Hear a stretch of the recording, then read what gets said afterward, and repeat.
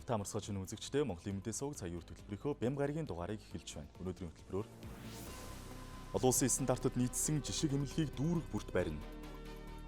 Бусдайн байгалийн цогцлбор газарт 370 гаруй тархи нутагшиж байна. Шин сэргэлтийн бодлогын хүрээнд төрийн бүтээмжийг сайжруулах чиглэлээр ямар ажлууд хийх тухай бид сурвалжлалаа. Олон улсын нэр хүндтэй наадмуудад оролцох уран бүтээлчдийг хэрхэн дэмжих вэ? Энэ сэдвийг соёл урлагийн болонд онцолж байна.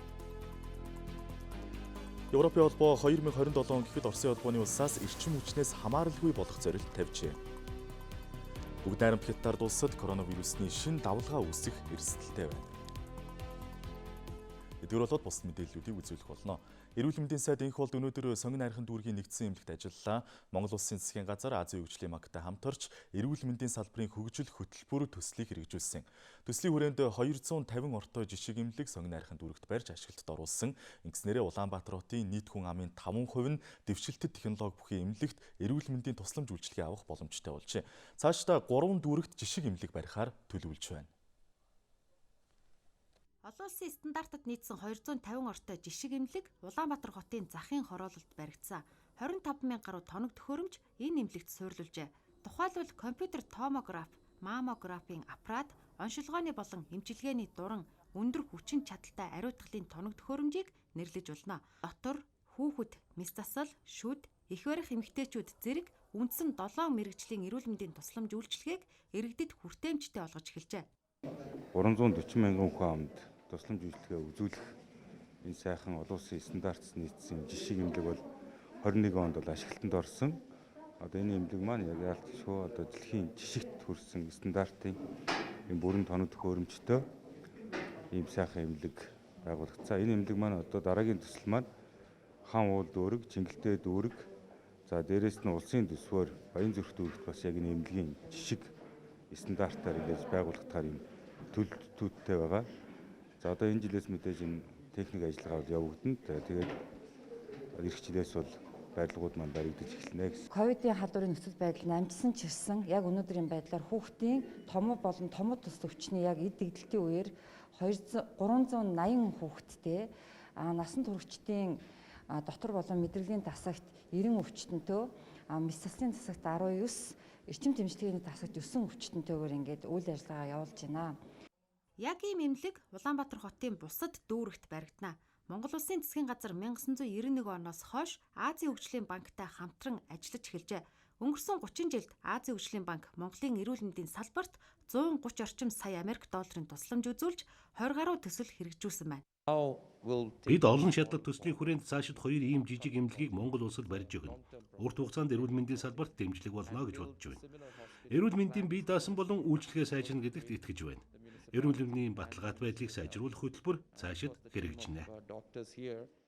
Сонгон дүүргийн нэгдсэн эмнэлэг нь галын аюулаас бүрэн хамгаалагдсан барилгын нэгдсэн удирдлагын ухаалаг системтэй иж бүрэн хөргөлтийн систем суурилуулсан цахилгаан болон усан хангамжийн нөөц их усүртэй зэрэг технологиг шийдсэн Монголын анхны эмнэлэг болж байна.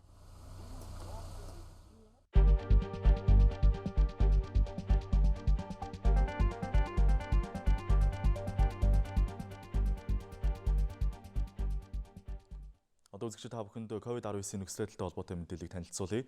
Коронавирусны халдвараар өчигдөр 175 иргэн халдварласан нь шинжилгээгээр батлагдсан байна.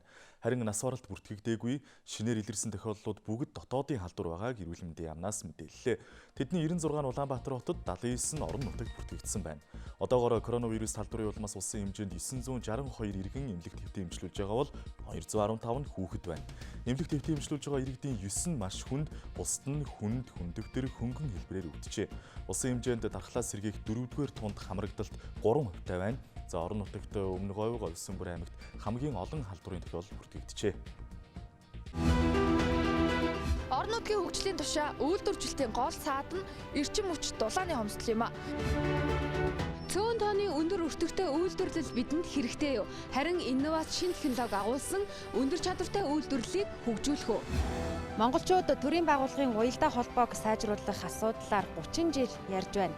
Харин анх удаа шин сэргэлтийн бодлогод энэ асуудал тусгаглаа. Бид энэ 7 хоногт шин сэргэлтийн бодлогын хүрээнд хийж хэрэгжүүлэх ажлын тухай салбар бүрээр цуврал сурвалжлага бэлтгэн үргэж байна. Энэ удаа төрийн байгууллагуудын бүтээмжийг сайжруулах чиглэлээр ямар тодорхой ажлууд хийх тухай сурвалжлалаа. Өнөөдрийн байдлаар манай улсад 106 төрийн өмчийн компани байна. Эдгээр компаниудын хамгийн сүүлийн үеийн эдийн засгийн үзүүлэлтийг авч үзье. Төрийн өмчийн 106 компани 52 их 80 төгрөгийн үнэлгээтэй. 2020 онд улсын төсөвт 2.1 их 80 төгрөгийг төвлөрүүлсэн бол 4 их 80 төгрөгийн өр үүсгэжээ. Харин 174 тэрбум төгрөгийн ногдол ашгийг төлсөн байна. Цаашид төрийн өмчит компани аж ахуй нэгжүүдийн үйл ажиллагааг цогцоор нь шинчилж, үр өгөөж бүтээмжийг нэмэгдүүлэх цаг болжээ. Цаашдаа бол энэ олон улсын жишгт яадаг вэхээр энэ томоохон компаниудаа нийлүүлээд нэгтгэхэд томоохон хөрөнгийн менежмент хийх, хөрөнгө оруулалтыг оновчтой газар хуваарлах, дахин төвлөрүүлэх, заавал улсын төсвөөс ямар нэг дарамт ачаал өөр дээр авахгүйгээр өөрөө өөрсдөө бизнесийн зарчмуудыг энэ зарчим руу орохын тулд төрийн өмчит томоохон компаниудыг нийлүүлэх, нэгтгэх. Тэгэд одоо хувьцаа эзэмших эрхийг хэрэглүүлэх засгийн газараас бол asset management буюу хөрөнгийн зохицуултыг нь хийх тал руу энэ эрх зүйн зохицуултыг бас хийхээр ажиллаж байгаа. Төрийн өмчийн компаниудад өөрчлөлт оруулахдаа одоо мөрдөгдөж байгаа хууль эрх зүйн орчинг сайжруулах, шинжилэлт хийх шаардлагатай юм. Тиймээс эрх аврын чуулганаар хилэлцэх хэд хэдэн хуулийн төсөлд төрийн байгууллагуудын бүтээмжийг сайжруулах асуудлууд багтаж байна. Нэгэнт хувийн хвшлийн хийж болох энэ бизнесийн секторууд дээр төр өөрө компани байгуулж явдаггүй байх. Тэр одоо тууц дээр нь гүйцэд захирал нь нээлттэй сонгон шалгуулалтаар гарч ирдэг. Эргээд хариуцлагын механизм ажилладаг. Үнэхээр ашиггүй ажиллаж байгаа тэр хүнтэй хариуцлага ирдэг. Тэгэхээр энэ чиглэл рүүгээ бид нар болоо энэ төрийн өмчит компани одоо хууль эрх зүйн шинжилгээг бол харж байгаа. Төрийн бүтээмжийг нэмэгдүүлэх бас нэг чухал зүйл бол цахим тогтолцоонд бүрэн шилжиж нэгдсэн дата санта болох явдал гэж үзэж байна. Ингэснээр төрийн байгууллагуудын үйл ажиллагаа ил тодболж иргэдэд очих үйлчилгээний хүртээмж сайжрах боломж бүрдэх юм а. Төрийн үйлчилгээ захимжхаас гадна төрийн одоо үйлчилгээг цэгцлэх, стандарттай болгох, төрийн албыг оновчлох энэ ажлыг зэрэг явуулж төрийн бүтээмжийн сэргэлт одоо хийгнэ гэж үзэж байгаа. Төрийн үйлчилгээ шуурхай чанартай хүртээмжтэй байснаар улс орны нийгэм, эдийн засаг, харилцаа холбоо гээд бүхий салбарын хөгжлийг тэтгэх гол хөшүүрэг болдог олон улсын жишг вэ. Тиймээс дээрх төлөвлөгөөний хүрээнд төрийн бүтээмжийг нэмэгдүүлэх ажлыг үе шатаа явуулахаар төлөвлөсөн байна. Манай уул уурхай салбарт 12 мянга орчим эмэгтэйчүүд ажиллаж байна. Тэгэхээр үйлчилгээ болон судалгааны ажлаас эхлээд гүний уурхай малтлаг, инженер техник, хүнд машин механизм гээд бүх чиглэлд эмэгтэйчүүдийн оролцоо чухал байгааг салбарынхан онцолж байна. Тэд уул уурхайн шилдэг эмэгтэй ажилтнуудаа тодрууллаа. Оюутлогын ажилчдын амрах байрны үйлчлэгч туслах тогоочоос ажлын гараагаа эхэлж байсан үлзий жаргал. Одоо эмэгтэйчүүд бүхэл эрчүүд ч ховорхон эзэмшдэг хүнд машин механизмын оператороор ажиллаж байна. Түүнийг 1300 метрийн газрын гүний уурхайн бүтээн байгуулалт оюутлогын төслийн төлөвлөгөөт ажлыг биелүүлэхэд гар бие оролцож хамгийн хурдан хугацаанд ажлын бүтээмжээ өсгөж чадсан анхны эмэгтэй уурхайчдын нэг гэж салбарынхан үнэлдэг. Өнөөдөр тэрээр шилдэг эмэгтэй инженер техникийн мэргэжилтэн болж байна. Бид нар үндсэндээ бол 12 цаг ажилладаг. Аавынхаа машинаар их чиргүүлдэ 30-аар ингээд эрхэл тоогоож явсан болохоор машины төрөлд их хоббитэй. Тэгээд дөрөн уурхай дөрөн бид нар ажил болох юм байна. Бидэрт ирэх олгогдсон учраас бид нар би орж ажилласан. Монгол улсад 2016 оноос эхлээ эмэгтэйчүүд гүний уурхайд ажиллах боломж өгөгдсөн. Үүнээс хойш уул уурхайн салбарт эмэгтэйчүүдийн оролцоог нэмэгдүүлэхэд компаниудын зүгээс онцгой анхаарах болжээ. Уул уурхайн салбарт ажилладаг эмэгтэйчүүдээ илүү таниулж, мэдүүлж, урамшуулж ажлын дэмий нөхөх гэж бид нар энэ үйл ажиллагааг жил алхан зохион байгуулдаг юм аа. Инженер болъё гэж айгүй их мөрөөддөг байсан. Надад хамгийн их тохиромжтой тэгээд хизээж уйдхааргүй тийм илүү гоё толгой ажилласан ажил юм болоо гэдэг. Илүү их тийм дэвшилтэд техник, технологи, цахилгааны найдвартай ажиллагааг хангаж ажилладаг учраас ажиллахыг хүссэн. Уул уурхайн салбарт өөрсдийн хүч хөдөлмөрөө зориулж ажиллаж байгаа олон 10 эмэгтэйчүүдийн төлөөлөл энд чуулж салбарынхаа шилдүүдийг тодрууллаа. Уул уурхайн салбарын шилдэг эмэгтэйчүүдийг шалгуулах ёслолыг 4 дахь жилдээ зохион байгуулж байна. За хамгийн сүүлийн оюутлаг компани үйл ажиллагааны супервайзер Монгол улсад эрэгтэй эмэгтэй хүмүүсийн дундаж наслалтын зөрүү нэмэгдэж эрчүүдийн насжилт багасах болсон судалгаа гарсан байна. За үүний шалтгаан нь хавдрын өвчлөл өндөр байгаатай холбоотой мөн одоо эрчүүдийн дунд урьдчилан сэргийлэх үзлэгт хамрагдах тохиолдол маш бага байгаа юм а. За эрчүүд өвдөхөөс өмнө эмнэлгийн байгууллагад урьдчилан сэргийлэх үзлэгт хамрагдахаар очих тохиолдол бараг байдаггүй судалгаагаар одоо тогтоогдсон байна. Энэ нь өвчний сүүлийн шатанд онцлогдох уламаар нас баралт өндөр байх гол шалтгаан болж байгаа юм.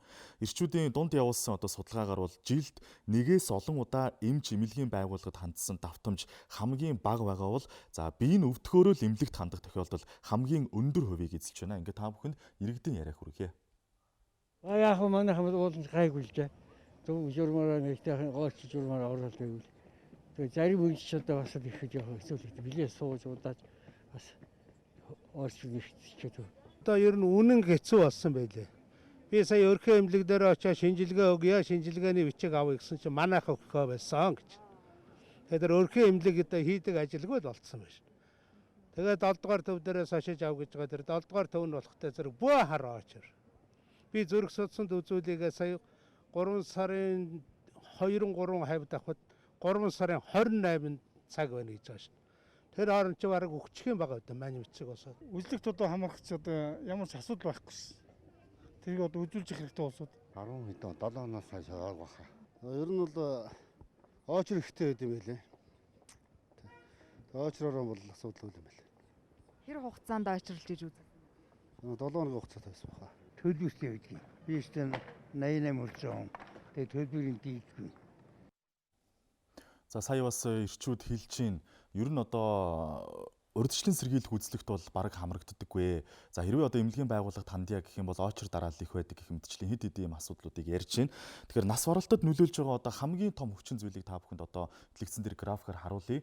За энэ бол одоо 83.1% нь өвчлөл. За харин бусад осол, зам тээврийн осол, амиа хорлолт, бусдад хорлогдсон тодорхой бус үйлдвэрийн осол гэсэн ийм одоо шалтгаанд нас баралтууд бол 16.9%-ийг эзэлдэг юм байна.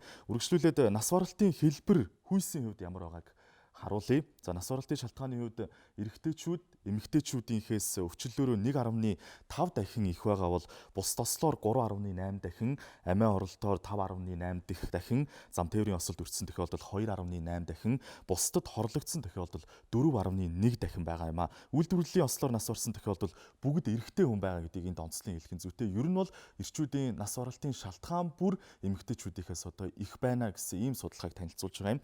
За хүн амын дунд байдаг зөнхлөх өвчлөл хүйсээрээ одоо ямархуу байдлаар харагдахыг одоо та бүхэн танилцуулъя. За зүрх судасны тогтолцоо буюу зүрх судасны өвчнөр өвдөж байгаа хүмүүсийн 58%-ийг эрчүүд, за харин одоо 42%-ийг эмэгтэйчүүд, хавдрын өвчлөлийн 55%-ийг эрчүүд, 45%-ийг эмэгтэйчүүд эзэлж байгаа юм а. Тэр дундаа одоо зүрхний төрөл бүрийн өвчнүүд, илгэний хавдар, тархины цус харуулт, зүрх судасны цочмог, шигдээс, хотоодны хорт хавдар зөнхөлж байна. За халдварт бус өвчлөл болох зүрх судасны тогтолцооны өвчин, хавдар гэсэн хоёр өвчлөл 1995 оноос хойш одоо манай улсын нас баралтын гол шалтгаан болж байгааг эрүүл мэндийн салбарынхан хэлж байгаа юм а. Тэгэхээр бид энэ одоо сурвалжлагаараа эрэгтэй эмэгтэй гэлтгүй бүх хүмүүс жилдээ хайж нэг удаа урьдчилан сэргийлэх үзлэг онцлогоонд одоо байнгын хамрагдаж эрүүл мэндэд анхаарах нь чухал болоод байгааг хэлхийг зорилоо.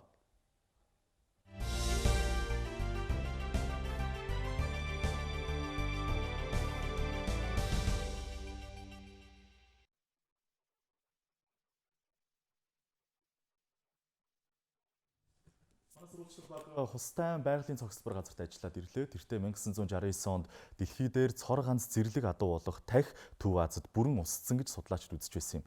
Тахь нутагшуулахаар анх байгуулагдсан тус цогцлбор газарт өдгөө тахийн сүрэг өсөж үржихээс гадна зэрлэг амьтад нутагших таатай орчин үрджээ. Хустай байгалийн цогцлбор газар 50 мянган га талбайг хамарч байна. Мэдээллийн дэлгэрэнгүй сурвалжлагч отхон цэцэг үргэлжлүүлэн өргөх болно. Үзэгч та бүхэндээ дэлгэрэнгүй мэдээлэл графикаас харуулъя. Анх 1992 онд 14 ширхэг дахийг нутагшуулж исэн бол өдгөө 380 гаруй тоо толгоогоор өссөн гэсэн юм таатай мэдээлэл бидэнд байгаа юм а. Европт нэг 80 гаруй жил бол байсан. За харамсалтай нь 1960-аад оны сүүлээр Тахь маань зөвх Монгол төдийг өөр дэлхий дээр байгаль дээр бол устдад алга болчихсон байдаг. За ингээд энэ амьтныг аврах ганц арга бол байгальд нь сэргээ нутагшуулах юм а гэдгийг олж тогтоогоод Голландын Тахь хамгаалах сан Монголын байгаль хамгаалах холбоо анх санаачлаад 1992 оны 6 сарын 5-нд анхны одоо 16 дахийг эргээд байгальд нь буюу Хустай байгалийн цогцлборт газарт сулж тавьснараа одоо дэлхийн маань ингээд байгаль дээр бол дахин тахтай болсон байдаг. За Төв Азад үүссэн ч устж үгүй болсон дахийг 1992 оноос хойш өсгөж үржүүлж 380 гаруй тоо толгойд хүргэсэн мэдээлэл үзэгч та бүхэнд өргөсөн. За тэгвэл дахийг нутагшуулахаар байгуулсан цогцлборт газарт одоо зэрлэг амьтдын хувьд аюулгүй одоо байх боломжийг хангаснаар бууг, зээр, чон олон, аргал, тарвах зэрэг амьтдын тоо толгой өссөн юм мэдээлэл байна. За тэгвэл графикаас харах юм бол 1992 онд халиун буугыг 54 ширхгээр нутагшуулж исэн бол өдгөө 1367 байгаа бол цагаан зээр 44-ийг нутагшуулж исэн бол өдгөө 668 харин аргал 97-гоор өссөн бол харин тарвах 14,000 ширхгээр өссөн гэсэн бас мэдээллийг бидэнд өгчээсэн юм. Тах эрхтэй холбоотойгоор их том үр дүнгууд болсон. За нэгдүгürt бол энд байсан амьтдын тоотлого өссөн. Хоёрдугаарт байгаагүй амьтад өөрсдөө ирээс суурьсан. За гуравдугаарт бид нар тоотлогоо харьцангуй өссөн амьтдаас Монгол улсын бусад нутгуудыг тархаан суурьшуулж тэдгээр популяцуудыг дэмжиж байгаа гэсэн үг. Мөн Хустайн байгалийн цогцлборт газар санхүүжилттэй үйл ажиллагаагаар олдог байна. За тэд аялал жуулчлалын зохистой бодлого хэрэгжүүлэх замаар зардлаа нөхдөг байна. Жилдээ 20-оос 30 мянган жуулчид ирдэг бол тэдний 70-аас 80% нь гадны жуулчид ирдэг байна. Харин ковидын 2 жилийн хугацаанд зогсон байдалд орсон гэж бидэнд мэдээлж байсан юм а. Мөн төлбөр хураамжийн хувьд Монгол улсын иргэнээс 300 төгрөгийг хураа авдаг бол гадаадын иргэнээс 30000 төгрөг хураадаг нь хангалттай биш гэж хэлж байсан юм а. Цаашид тусгай хамгаалалттай газарт зохистой аялал жуулчлалыг хөгжүүлэх зорилтыг засгийн газар тавиад байгаа юм. Ингээд салбарын сайдын яриаг үзэгч та бүхэнд хүргье. Хаанчтаас ахуулаад техник тоног төхөөрөмжөөс ахуулаад буу зэвсгээс ахуулаад олон юм дээр бол дутагдaltaй техник тоног төхөөрөмжөөр бол бид нар гүйцэтгэх гэдэг энэ зүйлийг ярьж байгаа. Тэгэхээр энэ болгоныг бол тодорхой хэмжээнд менежментийн хүрээнд шийдвэрлээд өгчих юм бол өөрсдөө энийгээ бид нар бий болгож авчих бүрэн боломжтой гэдгээ Хустайн сонголтын газар бол баталчаад байгаа шүү дээ. 30 жилийн хугацаанд бол төрөөс төсөв аавна гэхээс илүүтэй өөрсдийн менежментээр ашигтай ажиллагаад эхэлсэн. Улаан хийж яваад манайхантай тааралдаа баригдахаараа элдээ онцороо айлгадаг, сүрдүүлдэг, дарамтлагдаг юмнууд их гардаг. Тэгэхээр энэ дээр нь би бас бид нар энэ өдөрцүүлийнхаа нэрийн өмнөөс хөлөлтийн байгууллагууд аль биесээр бичиг тоот явуулж хүмүүстэй зориуд анхааруулж хэлээч гэсэн явуулж ирсэн тохиолдол юм гарч ирсэн. Зөвхөн хил дагуу тойроод 128 айлын үйлж байдаг идэвхтэй. Энэ 128 айлын үйлжинд 170 орчим айлын үйлждэг. За өвлийн үйлрэлгээр энэ бүлгүүд маань ойролцоогоор нэг 30 орчим бүлэг байдаг гэж үздэг. Энэ бүлгүүдтэй ерөнхийдөө нэг 50 орчим идэвхтэн байгуулах хамгаалах хэрэгтэй. Манай малтай газар 10 орчим байгуулах юм шүү. Дээр нь цаана 50 орчим идэвхтэн байгуулах хамгаалах хэрэгтэй. Хустайн байгаль хамгаалагчид 14 хоног тутамдаа нэг удаа амьтдаа тоолдог байна. Нэг байгаль хамгаалагчдад гэхэд 4000 га талбай ноогддог бөгөөд амьтны шилжилт хөдөлгөөн, тоо толгойн өсөлт, дасан цогцох чадварыг судлах гол үүрэгтэй гэж хэлжсэн юм а. За мэдээж хулгайн анжтаа сэргийлэх үүднээс бусад цагт байнгын эргүүлэг хийдэг байна. Өнөөдөр өгсөн автомашин хулгайн анги бууруулах болон бартаат замаар хөөх, эргэн хайхад хамгийн чухал нөлөөтэй гэж бидэнд хэлжсэн юм а. Казах түмний уламжлалт хаврын баяр Наурисийн хүрээнд өнөөдөр нүүдэлчдийн өв Бүргэдийн баяр 2022 болж байна. Бүргэдийн баяраар бүргэдчид бүргэдээ хэрхэн сургасан байдлыг шалгаруулах үзүүлбэр, Казахын ард түмний уламжлалт, тоглоом, тулан булаалдах тэмцээн, урлагийн тоглолт, шонхор шувууны үзүүлбэр, бүргэдээр ам бариулах, шувуулахын үзүүлбэрүүдийг тус үзүүлсэн байна. Мөн энэ үеэр Казах үндэстний соёл уламжлалыг харуулсан дуу хөгжим, тоглоом наадгай, хувцас загварын үзүүлбэр, гар урлал болон бусад брэнд бүтээгдэхүүний үзэсгэлэн худалдааг дэлгэжээ. Өвөрхангай аймаг Монгол Улсын ерөнхийлөгчийн санаачилсан тэр бум мод үндэсний хөдөлгөөнийг эхлүүллээ. Энэ онд тус аймаг 520 мянган мод тарихаар төлөвлөж байна. Аймгийн нийт газар нутгийн дал шахам хувь нь их бага хэмжээгээр цүлжилтэд өртөж байгаа учраас ойрын 10 жилд 20 сая мод тарихаар болжээ. Өвөрхангай аймаг тэрбум мод үндэсний хөдөлгөөнийг хэрэгжүүлснээр төв суурин газрын ногоон байгууламжийн хэмжээг 520 гагаар нэмж нэг хүнд ноогдох ногоон байгууламж 9-10 м квадрат хүрэх юм байна. Бэлтгэл эрчимжүүлэх, тогтвортой үргэлжлүүлэх гэсэн 3 үе шатаар хэрэгжүүлэхээр төлөвлөж 10 хэр хар хорин суманд тус бүр 1.5 сая, бусад 17 сум 1 сая мод тарина гэж аймгийн хурлын дарга засаг даргатай байгуулсан гэрээнд тусгажээ. Өвөрхангай аймаг өөрөө энэ жил 560 мянган мод тарихаар төлөвлөж байгаа. Одоо Өвөрхангай аймгийн жилийн нөөцөлт юм байна. Тэгээд энэ жилдээ одоо бид нар мод бидний үрсгээ тарихаас гадна дараа жилүүдэд 13, 24 онд 30 он хүртэл тарихад үрсгээнүүдийн бэлдэх тийм иргэн аж ахуйн нэгжүүдийг дэмжих ажлуудаа мэдээ эрчимжүүлж эхэлнэ. Ингэснээр 13, 24 оноос жилдээ тарих модны хэмжээ бол нэмэгдээд явах юм байна стартаа. Ингээд 30 он гэхэд бол ямарсан 20 сая одоо тарина гэсэн төлөвлөгөөтэй ажиллаж байгаа. Манай улс жилдээ 10 гаруй сая тарьц суулгац бэлтгэж байна. Цаашид 100 сая төгрөгөх зорилтыг ойрын 5 жилд тавьж байгаа. Өвөрхангай аймгийн хувьд тогтвортой үйл ажиллагаа явуулж байгаа төрийн болон хувийн хөвшлийн 11 мод үржүүлэхийн газарт 15 нэр төрлийн 327 мянга орчим тарьц суулгац байна. Цаашид 24 он хүртэл шинээр мод үржүүлэхийн газар байгуулж мод үржүүлэхийн газруудын хүчин чадлыг өргөтгөх, цаашлаад Арвахээр, Хар хорин, Батүлзий, Баруун Баян улаан, Сумдад бүсчилсэн том хэмжээний мод үржүүлэхийн газар байгуулна. Энэ төсөл өөрөө өөрийгөө тэтгэж явж явах хэвээр эргээд энэ төслийг хэрэгжүүлэхэд эдийн засгийн ач холбогдолтой байх хэвээр. Энэ утгаараа бол энэ хүрээнд бол олон мод үржүүлэхийн аж ахуй газруудыг бол бүсчилж байгуулах хэвээр. Мөн одоо жимсгэн мод суулгах зүр, одоо бордооны үйлдвэр, хөлөмж, одоо хашлагын үйлдвэр гэх мэт одоо олон аж ахуйг бол байгуулж тэнд одоо ард иргэдийн одоо ажлын байрыг одоо бий болгож эдийн засагт одоо өр өгөөж бас өгч явах хэрэгтэй. Монголын одоо том магистралууд, төмөр замын, автозамын гол магистралуудыг бас одоо энэ нийслэлийн нөлөөс хамгаалах гол магистралуудаа бид нар за мөн одоо хамгаалахын чиглэлээр мод хэрэгжиж байгаа. За мөн одоо газар тариалангийн бүс нутагт ойн зурсууд бий болох гэх мэтлэн эргээд эдийн засгийн бусад салбартайгаа уялдуулах, ажлын байрыг нэмэгдүүлэх чиглэлээр томоохон зүйл гарна. Тэрбум мод хөдөлгөөнийг эрчимжүүлэхэд худаг усны асуудал шийдэх шаардлага байгааг малчид санууллаа. Тэгвэл нөгөө талаас услага арчилгаа бага шаардаж хурдан ургадаг манай цаг агаарт зөгтсөн ургах чадвартай модыг импортлж нутагшуулахаар судлаж байгаа юм а. Дотоод орчны агаарын бохирдол гадаад орчноос 2-5 дахин их бохирдолтой гэсэн судалгаа байна. Дотоод орчны агаарын бохирдол нь хүний эрүүл мэндэд эрсдэл үүсгэж байна гэж мэргэжилтнүүд хэллээ. Тухайлх юм бол эрүүл ах уй, тамхины утаа, агааржуулалт, барилгын материал зэрэг олон хүчин зүйлээс шалтгаалдаг юм байна. Манай сургуулийн нийслэлийн ерхий боловсролын нэг сургуулиар ирсэн байна. Энд дотоод орчны бохирдол ямар байгааг үзэгч та бүхэндээ харуулъя. Агаарын чийгшил 57% зааж байгаа бол за PM тооцоолтын хэмжээ 24%, нүүрс төрөгчийн давхар эслийн хэмжээ 2138 гэж зааж байна. Сургуулийн анги танхимд дотоод орчны ингээд хэмжээтэй нэгээд CO буюу нүс хүслийн одоо стандартаас өндөр буюу хит давсан 3383-тай зааж байгаа.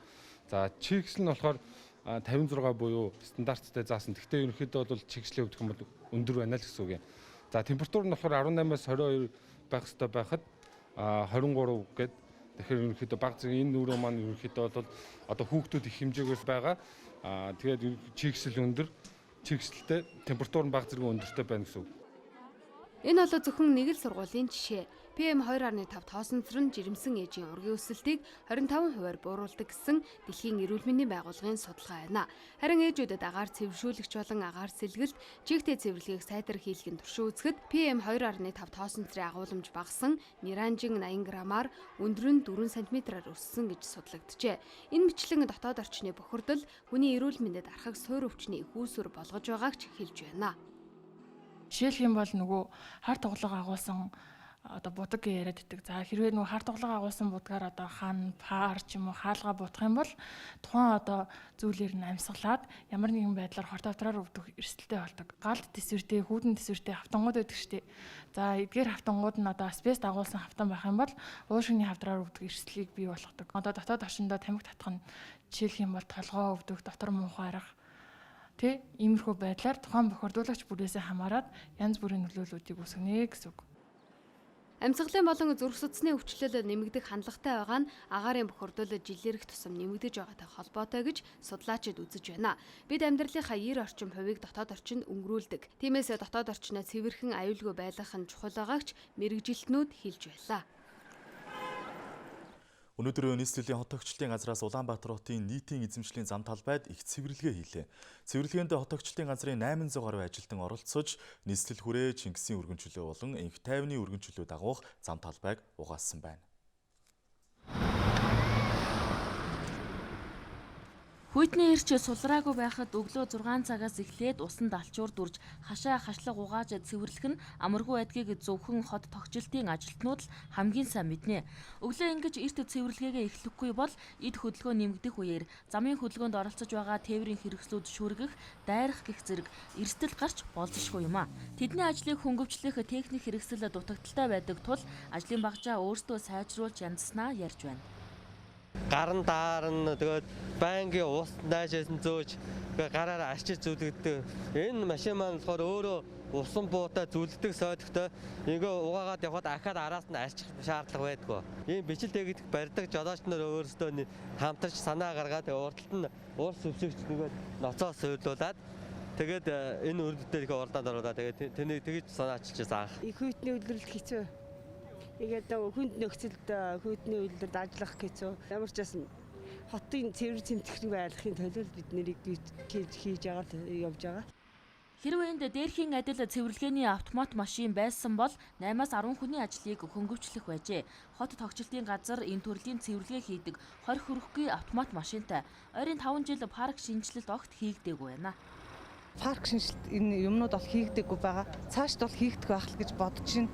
Энэ машин ер нь нэлээд их шаардлагатай. 10-аад гэдэг чинь бол хүрэлцэхгүй байгаад байгаа байхгүй юу? Хотын хэмжээнд байгаа энэ хайс арчлага хөшөө дурсгалыг угаахад ерөөсөн хангалттай биш байгаад байгаа юм. Тэр цаашд бол энэ бол бүр 40-50 гэд ер нь шаардлагатай. Нийслэлийн цэвэрлэгээ үйлчилгээнд өдөр бүр 400 гаруй хүн ажилладаг байна. Тэд өглөө нарнаас эхлээд өчийн бүрийн хүртэл хотын цэвэр цэмцгэр байдалд анхаарч ажиллана. Өвлөн хөлдөө мөс цасыг гар багжаар ингэж хусаж цэвэрлэдэг бол дулааны уйлдралд тоос шороотой зам, хашлаг төмөр, хайс сандлыг гараараа угааж байна.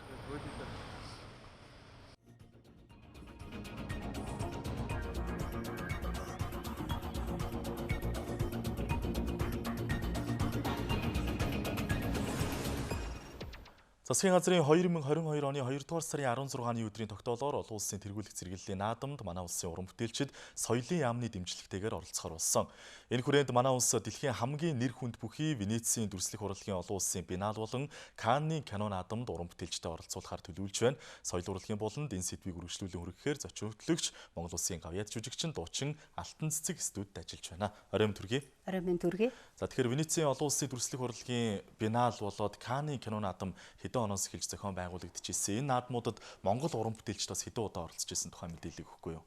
Венецийн дүрслэх урлагийн олон улсын биеналын тухай мэдээг хүргье. Италийн Венец хот ном 1895 онд үүсгэн байгуулагдсан дэлхийн урлагийн олимпиумын нэрлэгддэг Венецийн дүрслэх урлагийн олон улсын биенал нь дүрслэх урлагаар дамжуулан тухайн улс орны нийгэм эдийн засаг, улс төр, гадаад харилцаа, соёл үндэсний дархлааг дэмжүүлэх зорилготой.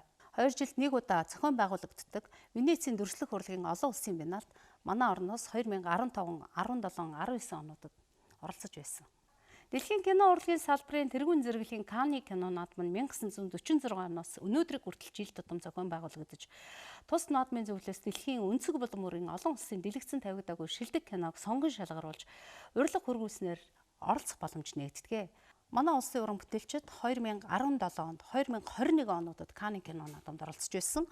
2017 онд Монгол улсаас анх удаа тус наадмын богино киноны уралдааны хэсэгт найруулагч Бямбагийн Хэвтрийн хүн кино, 2021 онд найруулагч Лхагва Долмын Шилүүс богино хэмжээний кино тус шалгаран оролцож байсан. Дэлхийн бусад улс оронд олон улсын хэмжээний тэргүүлэх зэргийн наадамд уран бүтээлчдээ оролцуулахаар соёлын асуудал хариуцсан төрийн захиргааны төв байгууллага нь бүх талын дэмжлэг үзүүлдэг жишг тогтжээ. Манай улсын хувьд соёлын асуудал эрхэлсэн тусгаалсан яам байгаагүй ийм хэмжээний томоохон наадамд оролцохын тулд хувийн байгууллагууд нь санхүүжилт босгох, зохион байгуулах зэрэг бүх ачааг үүрч ирсэн байдаг. Харин энэ жилээс уран бүтээлчдийнхээ бүтээлийг олон улсад сурталчлах ажлыг засгийн газраас бодлогоор дэмжихээр төлөвлөж байна. Монгол дэлхийг яаж таниулах уу, хаана байрших уу, бид нар ер нь Монгол улс маань дэлхийд одоо ямар хамааралтай байх уу, за аялал жуулчлалын ямар бүтээгдэхүүнүүдийг бид нар дэлхийд таниулснаар буцаад одоо аялал жуулчлалын жуулчдыг хэрхэн татах вэ гэдэг дээр соёлын яамны зүгээс бол бодлогын тодорхойлоод одоо гадагшаа маркетингаа хийж эхэлнэ гэж үзэж байгаа. Венецийн биеналд оролцсноор дэлхийн маш олон кураторууд одоо хувийн галерей болон төрийн галерей музейнуудын одоо том продюсерууд ирж дараа жилийнхаа одоо уран бүтээлчдийг өөрсдийнхөө одоо үзэсгэлэнгийнхаа хөтөлбөрт оруулах ийм том одоо хилцээрүүдийг хийж сонголтоо хийж байдаг. Канны фестивалийн одоо хамгийн онцлог зүйл нь бол яг тэр үеэр Канны фестивалийн үеэр бол одоо тийм марше до фильм буюу одоо киноны тийм зах ажилдаг. Тэнд ирсэн маш олон орны хэдэн зуун мянган одоо продюсеруудтай одоо хамтарч ажиллах, гэрээ хилцээр хийх, танилцах сургалтууд явдаг. Манай улсын уран бүтээлчдүүд олон улсын томоохон тэмцээн уралдаан наадамд оролцохдоо өөрсдөө зардлаа гаргадаг байсан. Одооноос Монгол Улсын засгийн газар соёлын яам уран бүтээлчдийг дэмжинэ гэдгийг илэрхийлжлээ. Тэгэхээр энэ дэмжлэг бий болсноор уран бүтээлчдэд ямар давуу талтай юм болоо? Зохион байгуулалтын үйл ажиллагаанд шаардлагатай зарлыг 2022 оны соёлын сайдын төсвийн багцаас гаргахаар төлөвлөж байгаа. Мөн 2023 оноос улсын болон орон нутгийн төсөв олон улсын байгууллагын хандив тусламжид хамруулах хувийн хвшлийн оролцоог нэмэгдүүлэх замаар санхүүжүүлэхээр тусгасан. Манай байгууллага өөрсдөө санхүүжилтөд босгох тэр эрсдлийг одоо өөр дээр аваад хувь хүн байгууллагуудаас одоо дэмжлэг хүсч ажиллаж исэн. Одоо бол соёлын яам яаж оролцож байна вэ гэхээр одоо Монгол улсыг цаашид байнга одоо энэ наадамд оролцуулах тэр баталгааг одоо өөрсдөө одоо хариуцаж авч явж гин гэсэн үг. Тэгэхээр өмнө нь бол манай байгууллага бол харьцангуй жижигхэн байгууллага. Одоо хизээч энэ асуудал зогсоход бэлэн. Ер нь бол би 3 удаа хийчихэд ер нь болиё гэж бодчихсон. Яагаад гэвэл маш их санхүүжил шаарддаг. Тэгэхээр одоо засгийн газар энийг ингээ бодлогын түвшинд авч үзэж гин гэдэг бол ер нь бол дүрс төрлийн салбар дэлхийн тавцсан дээр ингээ байнга үзэгдэх тийм боломжийг бол одоо баталгаажуулж өгч гин гэсэн үг. Олон улсын тэргүүлэх зэрэглэлийн наадамд уран бүтээлчдэд дэмжин оролцуулахаар болсонтой холбогдуулан багц мэдээллийг хүргэлээ. За баярлалаа. Үзэгч та бүхэнд нэмэлт мэдээллийг хүргэхэд Канны кино наадамд сурталчлах уран бүтээлүүдийг энэ сарын 1-ээс 7-ны өдрүүдэд хүлээн авч дууссан байна. Бүгд найрамдах Франц улсад зохион байгуулагдах 75 дахь удаагийн Канны кино наадам энэ оны 5 дугаар сард болно. За энэ үеэр Монгол улсын павильоныг ажилуулна, соёлын яам кино урлагийг дэмжих тухай хууль эрх зүйн орчин, дотоодын кино салбарын хөгжлийг сурталчлах, олон улсын продакшн уран бүтээлчтэй хамтран ажиллах асуудлаар уулзалт зохион байгуулахаар төлөвлөж байгаа юм байна.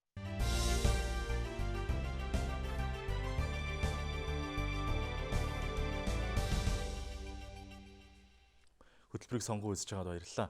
Энэ сарын 6-наас 7-ны өдрүүдэд монголчуудын нүүдэлчдийн соёл их хэлний нарийн нандин өв уламжлал, эмэгтэй хүний тэсвэр төвчээрийг харуулсан Монгол улсын соёлын гавьяат зүтгэлтэн яруу найрагч Гүр Базрын зохиол Шар гэгээ драмын жүжигийг найруулагч Бат Найрамдлын найруулгаар Монгол Туурхтан театрын тайзнаа амьлуулжээ. Сүүлийн жилүүдэд их хэлний дархлаа алдагдаж хар хэлний хэллэгүүдийг түлхүү ашиглах болсон нь хүүхэд багчуудад буруу үлгэр дуурайлал болж эхэлсэн.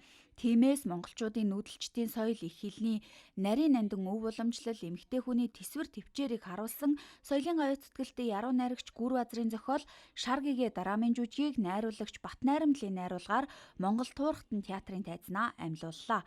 Зохиолын үг хэллэгийг зөөр үг түлхүү ашиглаж бичсэнийг найруулагч амьдруулан гаргахыг зоржээ.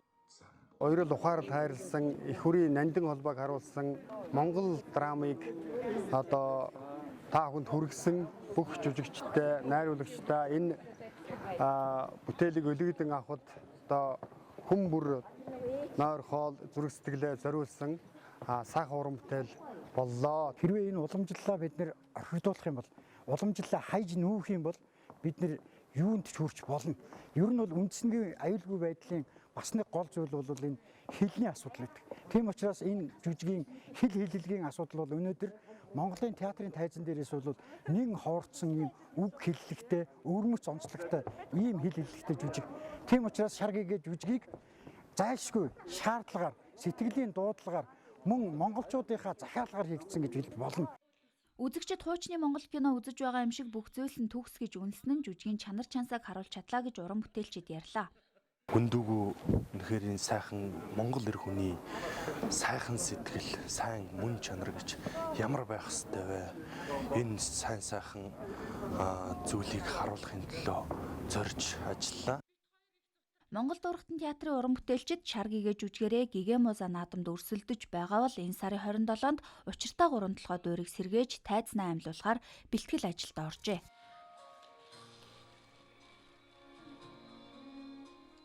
Засгийн газраас цахим үндэстэн болох зорилт тавьсан. Энэ ажлын хүрээнд шинжлэх ухааны байгууллагууд орон нутагт мэдлэг түгээх аяныг эхлүүлсэн байна.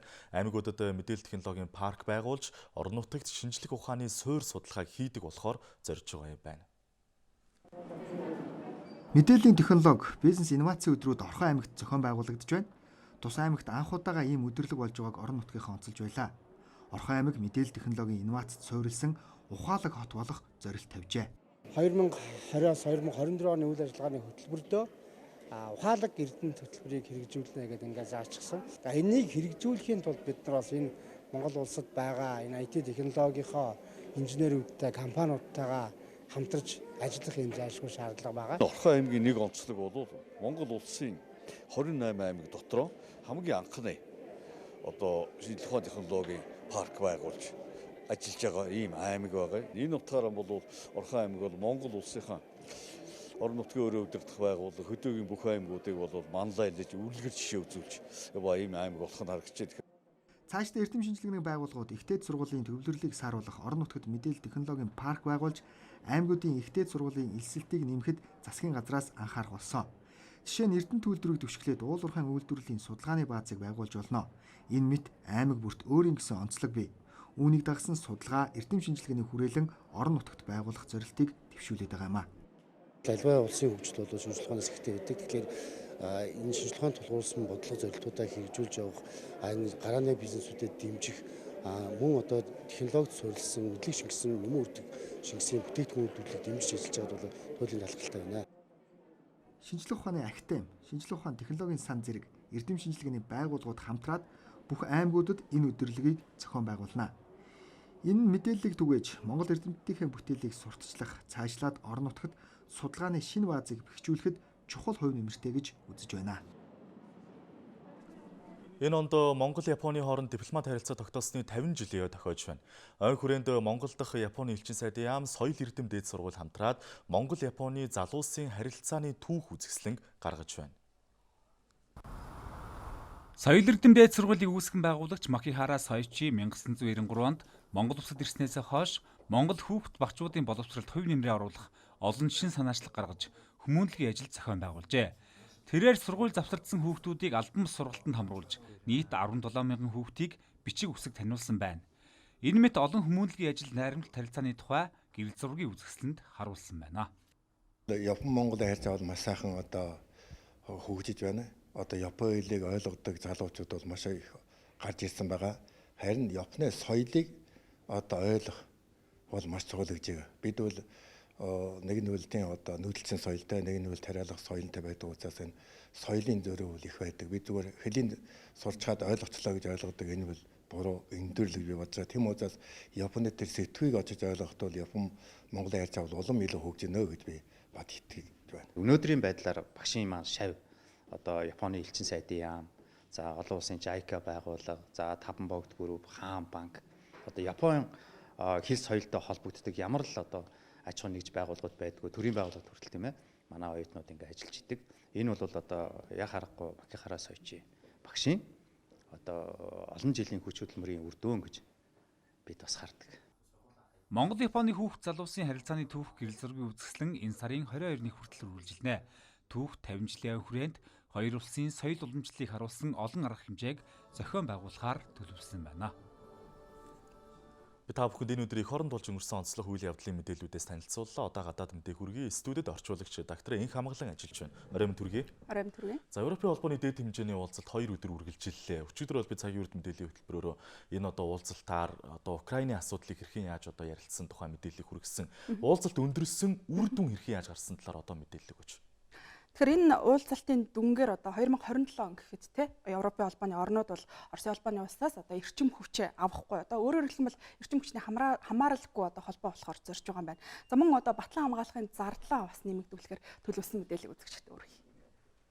За Францын нийслэл Парис хотноо 2 өдөр үргэлжилсэн Европын холбооны эрх баригчдын дээд хэмжээний уулзалтаар Версалийн тунхаглалыг батллаа.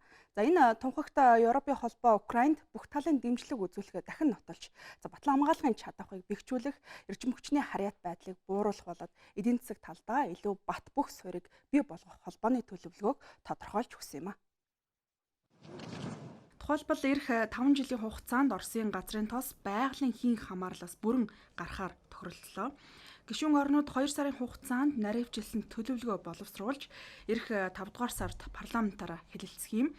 За Европын холбооны эрчим хүчийг сэргээгдэх эрчим хүч рүү шилжүүлэх, байгалийн хийн хангамжийг төрөлжүүлэх замаар Оросын байгалийн хийн импортын 3/2-ыг орлуулах зовлмаар 2027-оос 2030 он гэхэд Оросын импортыг бүр мөсө хориглохоор төлөвлөжээ.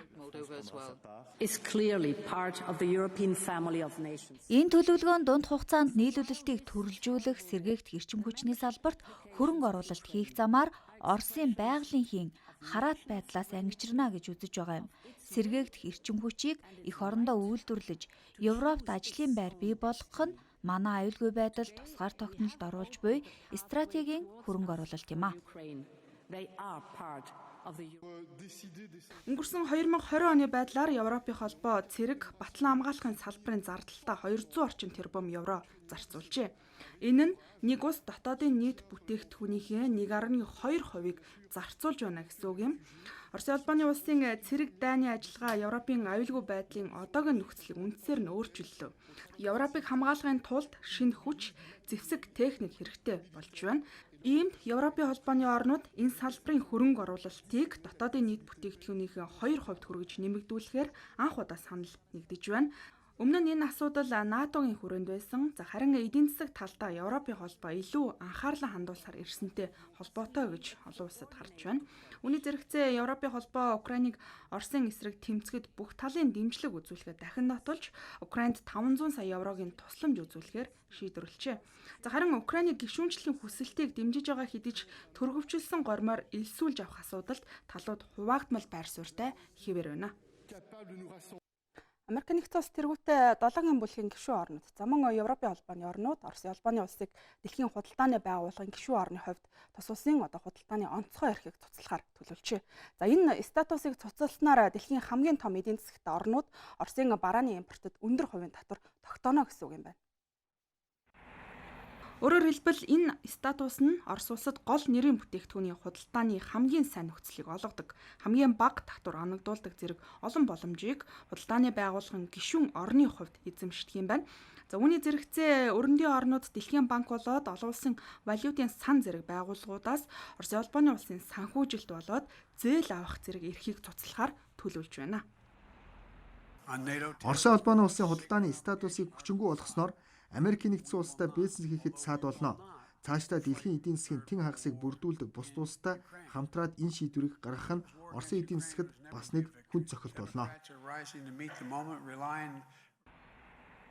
2021 оны байдлаар Орос Америкийн худалдааны хэмжээ 35 тэрбум Америк долларт хүрчээ.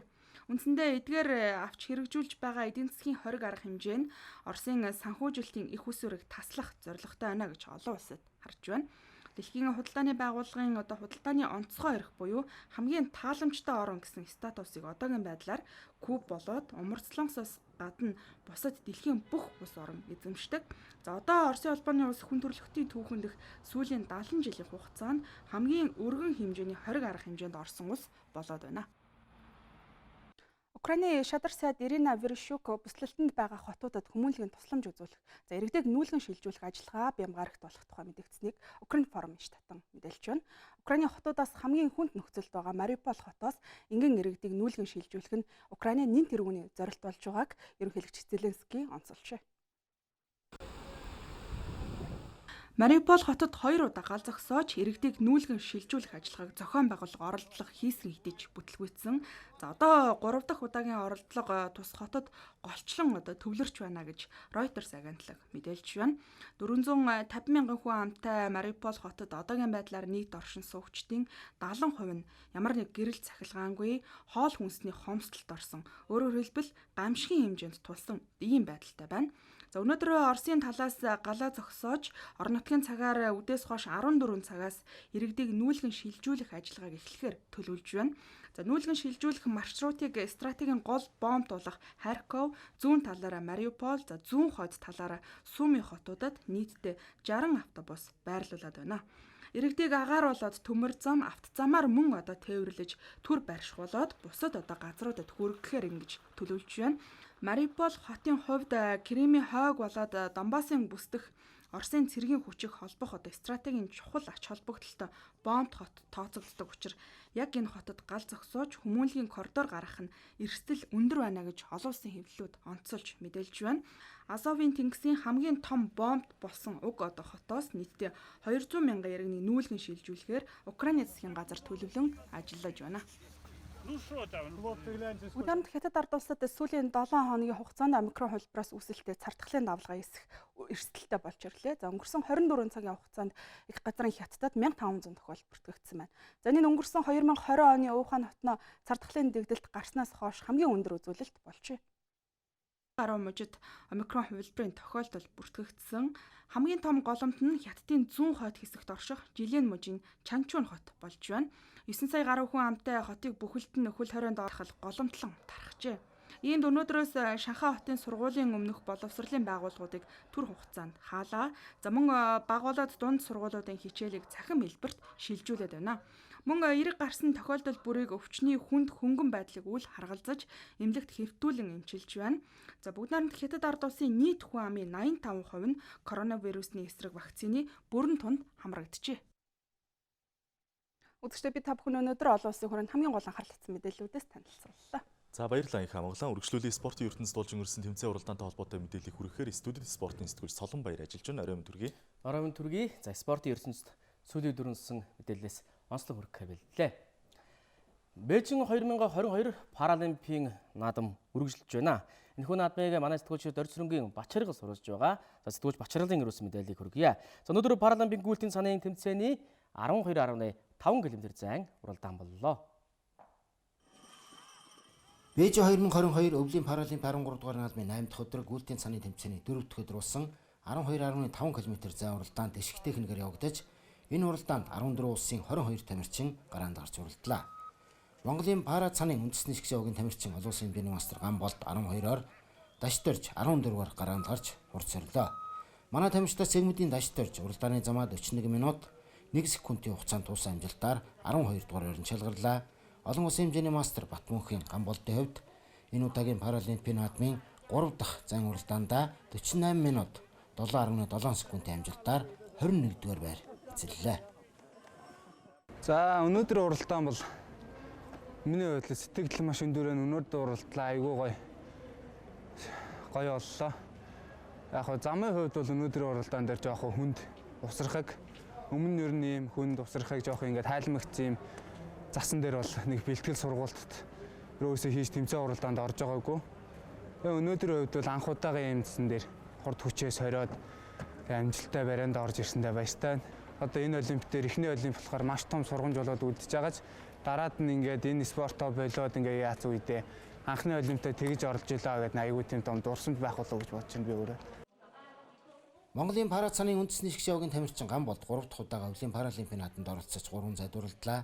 Дашторж анх удаа өвлийн Паралимпийн наадамд оролцож мөн 3 зайд гараанд гарснаас 2 зайдаа барианд орлоо. Батмунхийн Гамболд 3 дугаар сарын 7-нд сонгомл техникээр 20 км зайд 12 дугаар байр, 3 дугаар сарын 9-нд болсон спринт зайд 18 дугаараар эзэлсэн бол сегментийн дашторж 3 дугаар сарын 9-нд явагдсан спринт буюу ойрын зайн уралдаанд 19 дугаар байранд шалгарсан юм а. Үзэгч та бүхэнд Бямгаргийн спортын мэдээгээ өргөлээ. Та бүхэн спортоор хичээлж амралтын өдрөө аяд тухтай сайхан өнгөрүүлээрэй. За мэдээлэл хүргэсэнд баярлалаа. Үзэгч та бүхэн хөтөлбөрийн төгсгөл цагаагаарын мэдээлэлтэй танилцсан уу? Үзэгчтэй малч дэргэд тээвэртэй зориулсан мэдээллийг танилцуулъя. Анхаарлаа хандуулна. За өнөө маргааштай бол Төв болон Баруун аймагуудын ихэнх нутаг, за мөн Говийн аймагуд нутгийн хойд хэсгээр, за цаашдаа бол нутгийн хойд хэсгээр цас орж цасан шургашуурч, харин нутгийн өмнөд хэсгээрээ хүчтэй салхишуурхтай байхыг онцгойлон анхааруулъя. Одоо өнөөш нь болон маргааш төрийн цагийн агаар мэдээллийг танилцуулъя. За өнөө маргааштай бол өвлийн маасны хувьд ихэнх нутгаараа өвлшин. За хурд дундасны хувьд бол шөндөө Баруун аймагуд нутгийн хойд, за Төвийн аймагуудын ихэнх нутгаар, маргааш өдөртөө Баруун аймагуд нутгийн зүүн, Төвийн аймагуд нутгийн зарим газар, Говь болон Зөв аймагуд нутгийн хойд хэсгээр цас орж цасан шургах шуурна. Бус нутгаараа бол цас орохгүй. Салтны хурд болоод чиглэлийн хувьд авч үзвэл за нутгийн зүүн хэсгээрээ баруун хойноос бусад нутагт баруунаас секундэд 7-оос 12 м хүрч салхилах хэдийж за нутгийн зарим газраараа салхи түр зур секундэд 16-аас 18 м хүрч ширүүсэж шорон шургах шуурхыг анхааруулж байна. За агаарын температурын хувьд бол уснар болон дарахтын хотгор завхан голын их Кисголын хөндийгөр шөнөдөө 20-25 градус хүйтэн, өдөртөө 8-13 градус хүйтэн байна. Хангаах хөвсгөлийн удирхаг нутаг Хүрэн Бэлчир, Даргангийн тал нутаг орчимдоо шөнөдөө 12-17 градус хүйтэн, өдөртөө 1 градус тулаанаас 4 градус хүйтэн. Оюун бүс нутгийн өмнөд хэсэг Цасбагтай газраараа шөнөдөө 1-6 градус хүйтэн, өдөртөө 11-16 градус дулаан бахвал бусад нутагт шөнөдөө 7-12 градус хүйтэн, өдөртөө 5 градус дулаан бахна. Урагшлан үзэгч та бүхэн дэлгэцнээс нийт нутгийн цаг агаар мэдээллийг хүлээн авч үзнэ. Өдгий шөнөдөө 6, өдөртөө 4 градус дулаан. Ус улаан гом шөнөдөө 19, өдөртөө 6 градус хүйтэн. Ховдод шөнөдөө 10, өдөртөө 7 градус дулаан. Алтайд шөнөдөө 8, өдөртөө 5 градус дулаан. Завхан улайстай шөнөдөө 11, өдөртөө 2 градус дулаан. Тосон цэнгэл шөнөдөө 17, өдөртөө 3 градус хүйтэн. Баян хонгор шөнөдөө 8, өдөртөө 7 градус дулаан. Хөвсгөл мөрөн шөнөдөө 10, өдөртөө 3 градус дулаан. Хөвсгөл гатгал шөнөдөө 17, өдөртөө 4 градус хүйтэн. Ар хангаа цэцэрлэг шөнөдөө 7, өдөртөө 5 градус дулаан. Хар орон шөнөдөө 7, өдөртөө 5 градус дулаан. Өөр хангаа арвайхээр шөнөдөө 7, өдөртөө 6 градус дулаан. Болгон шөнөдөө 12, өдөртөө 3 градус дулаан. Дарханд шөнөдөө 7, өдөртөө 1 градус хүйтэн. Эрдэнэтэд шөнөдөө 10, өдөртөө 1 градус орчим. Говь сөмбөр чойр шөнөдөө 7, өдөртөө 5 градус дулаан. Сүхбаатар шөнөдөө 11, өдөртөө 2 градус хүйтэн. Зүүн хараад шөнөдөө 13, өдөртөө 2 градус хүйтэн. Зүүн модод шөнөдөө 7, өдөртөө 1 градус дулаан. Багнуурт шөнөдөө 11, өдөртөө 1 градус орчим. Чингис шөнөдөө 11, өдөртөө 5 градус дулаан. Баруун уртад шөнөдөө 9, өдөртөө 3 градус дулаан. Дорнод чой болсон шөнөдөө 10, өдөртөө 2 градус дулаан. Дондгоо мандалгов шөнөдөө 7, өдөртөө 7 градус дулаан. Өмнө говь далан задгад шөнөдөө 2, өдөртөө 14 градус дулаан. Хам богдод шөнөдөө 1, өдөртөө 14 градус дулаан. Дорногов сайн шанд шөнөдөө 5, өдөртөө 11 градус дулаан. Замын үдэд шөнөдөө 5, өдөртөө 11 градус дулаан. Улаанбаатар хотод шөнөдөө 8, өдөртөө 1 градус дулаан. Урагшлан Улаанбаатар хотын цагийн агаар мэдээллийг танилцуулъя. Харлаанд болно. За өнөөдөр нь болон маргааш өдөртөө ялимгүй засорж шөнөдөө 8 градус хүйтэн, өдөртөө 1 градус дулаан байна. Харин даваа гарагт шөнөдөө өвчөж 12 градус хүйтэн, өдөртөө ялимгүй засорж 2 градус хүйтэн. Харин мягмар болон лав гарагт шөнөдөө өвчөж 15-аас 18 градус хүйтэн, өдөртөө мөн өвшин 4-өөс 5 градус хүйтэн байна. Пүрэв гарагт шөнөдөө өвчөж 12 градус хүйтэн, өдөртөө ялимгүй засорж 1 градус хүйтэн байна. Үзэгч та бүхэн цагийн агаарын дэлгэрэнгүй мэдээллийг танилцууллаа. Ирэх үзэгчдээ Монголын мэдээ сууг цагийн үр хөтөлбөрийнхөө бям гарагийн дугаарыг танилцууллаа. Та бүхэн амралтын өдрүүдэд ая тухтай сайхан өнгөрүүлээрэй.